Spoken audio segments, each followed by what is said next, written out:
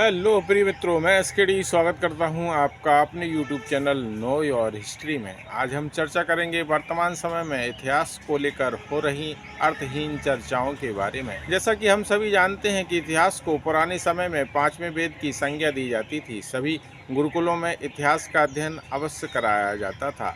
जब कोई भी व्यक्ति अपने इतिहास से परिचित होता है तो उसके अंदर भविष्य में आने वाली कठिनाइयों से लड़ने का अद्भुत आत्मविश्वास आ जाता है।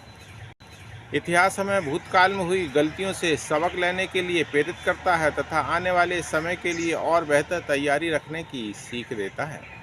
लेकिन वर्तमान समय में हम इतिहास को पढ़ कम रहे हैं बल्कि देखना ज़्यादा पसंद कर रहे हैं। आजकल हमारे TV serials, web series, cinema इतिहास विषय पर लगातार कुछ न कुछ तैयार कर रहे हैं। इन टीवी सीरियल्स या पिक्चर्स को तैयार करने से पूर्व एक स्क्रिप्ट तैयार करनी होती है और निर्देशक अपनी सुविधा व समय के अनुसार तथा जनता में इस सिनेमा या सीरियल को लोकप्रिय बनाने के लिए अपने हिसाब से उस स्क्रिप्ट का प्रयोग करता है। क्योंकि उस पर निर्माता का बहुत सा पैसा लगा होता है तो फिर मुनाफे सहित वापसी का भी ख्याल रखना होता है।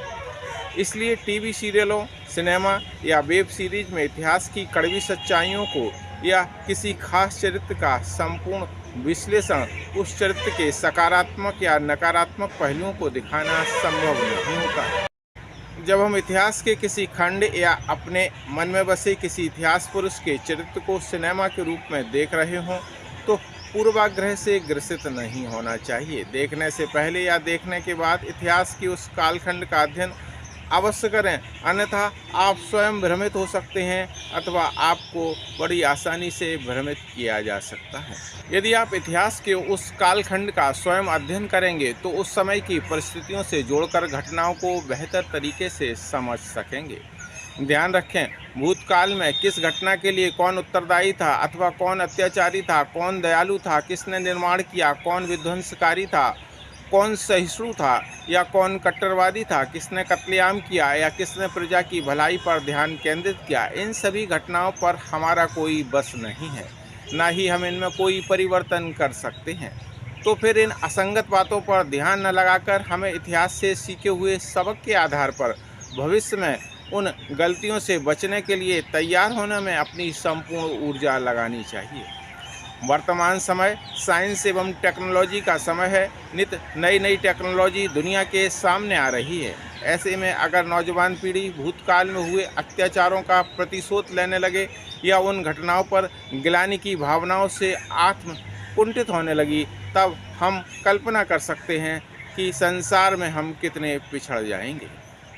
इसलिए अतीत को पढ़ें, समझें, देखें और जानें, लेकिन उसका रौना लेकर ना बैठ जाएं, क्योंकि अतीत को बदला नहीं जा सकता है और आने वाले भविष्य को बर्बाद नहीं किया जा सकता है।